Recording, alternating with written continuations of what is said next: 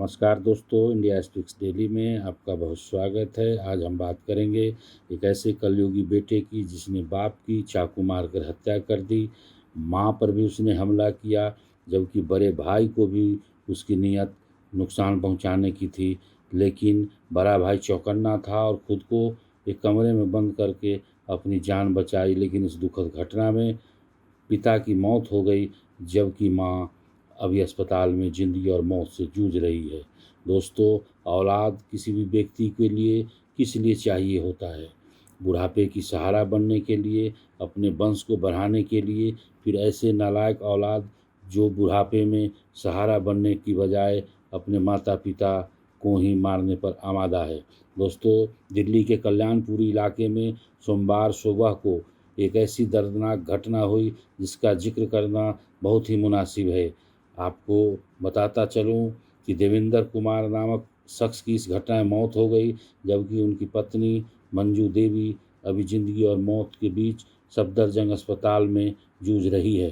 दोस्तों, इस पूरे घटनाक्रम में हत्या और हत्या के प्रयास का मामला दर्ज किया गया और आरोपी बेटा, जिसका नाम विशाल था, उसे गिरफ्तार कर लिया गया। पुलिस को जो जांच कार्रवाई में पता चला है, उसके मुताबिक विशाल को नशे की लत है और पिछले काफ़ी समय से वह बेरोजगार था। खासकर कोरोना काल में जब लॉकडाउन लगा, तब विशाल के पास कोई काम धंधा न रहा, इसलिए वह दिन भर घर में ही पड़ा रहता और अपने माता पिता से रुपयों को लेकर झगड़ा करता था। पिछले ही सोमवार की बात है। इसी झगड़े के दौरान आरोपी ने इस वारदात को अंजाम दिया। जानकारी के मुताबिक देवेंद्र कुमार नाम के शख्स कल्याणपुर के ईस्ट विनोद नगर में रहते थे। परिवार में पत्नी मंजू के अलावा उनका बड़ा बेटा विकास, उसकी पत्नी और छोटा बेटा विशाल है।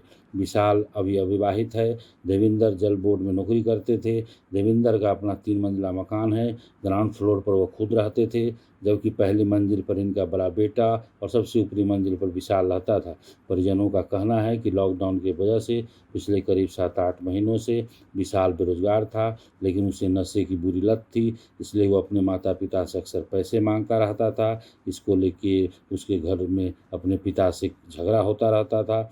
माता पिता और बड़ा भाई विशाल उससे नसीहत अक्सर देते थे कि भाई कोई काम धंधा कर लो, लेकिन उस पर विशाल पर कोई फर्क नहीं पड़ता था। सोमवार सुबह करीब 6 बजे बताया जाता है कि विशाल ने अपने पिताजी से कुछ पैसे मांगे। पिताजी ने इनकार कर दिया, जिसके बाद वह रसोई घर में पहुंचा। वहां उसने बड़ा सा चाकू, जिससे सब्जी काटा जाता है, उठा लाया और पिता पर ताबड़तोड़ चाकू से हमला कर दिया। देवेंद्र के चिल्लाने की आवाज़ सुनकर उनकी पत्नी मंजू भी आ गई। उसने विरोध किया तो आरोपी ने उसके भी पेट, छाती और हाथ पर चाकू से कई बार कर दिए। माता पिता को आधा दर्जन से अधिक चाकू से वार करने के बाद विशाल पर मानो खून सवार था। वो अपने बड़े भाई को भी मारने के लिए उसके कमरे तक पहुंच गया। चाकू लेकर उसे धमकाने लगा। बड़े भाई किसी तरह कमरे को बंद करके अपनी जान बचाई। शोरगुल होने पर पड़ोसी जाग गए और उन्होंने इस बात की सूचना पुलिस को दी, और पुलिस जब तक मौके पर पहुंचती तब तक विशाल फरार हो चुका था।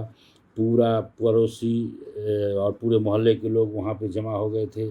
किसी तरह मामले की जानकारी उनके अन्य परिजनों को भी मिली, वो भी लोग मौके पर आए। जिसने भी सुनी कि एक सिरफिरे लड़के ने माता पिता की हत्या कर दी है, यह सूचना जंगल में आग की तरह फैल गई। मौके पर भारी भीड़ जमा हो गई। पुलिस बल को बुलाया गया। क्राइम टीम के अलावा फॉरेंसिक टीम भी पहुंची। पुलिस ने घटनास्थल से कई साथ जुटाए। बाद में किसी ने सूचना दी कि विशाल भी पड़ोस में ही है, तो इस जानकारी के बाद विशाल को भी दबोचा गया। विशाल ने जो पूछताछ हुई उसमें उसने बताया कि उसके पास नशे करने के लिए पैसे नहीं था, वो बेरोजगार था, लॉकडाउन में उसके पास कोई काम धंधा नहीं था, जिसके कारण उसका पिता से विवाद हो गया था। आज सुबह उसने नशे करने के लिए कुछ पैसे अपने पिता से मांगे थे, लेकिन उन्होंने नहीं दिया, तो उसे बड़ा गुस्सा आया और इसके बाद उसने इस घटना को अंजाम दे दिया। दोस्तों, इस कहानी से हमें यही सीख मिलती है कि कोई भी हो व्यक्ति जिसके घर में बच्चे हैं, उनको अच्छे संस्कार और अच्छे परवरिश ज़रूर दें। खासकर जब बच्चा ग्रोइंग अप एज में जाने को होता है, उस समय वो किससे मिल रहा है, किससे दोस्ती करता है, आप उसकी जासूसी ना करें, लेकिन इतना ज़रूर नज़र रखें कि बच्चा गलत रास्ते में ना भटके, नशे के चक्कर में ना पड़े। तभी हम अपने परिवार को महफूज रह सकते हैं। आज जो देवेंद्र कुमार जी के साथ हादसा हुआ है वो किसी अन्य के साथ ना हो, ऐसी व्यवस्था हमें करनी चाहिए। दोस्तों, आज की कहानी के लिए बस इतना ही।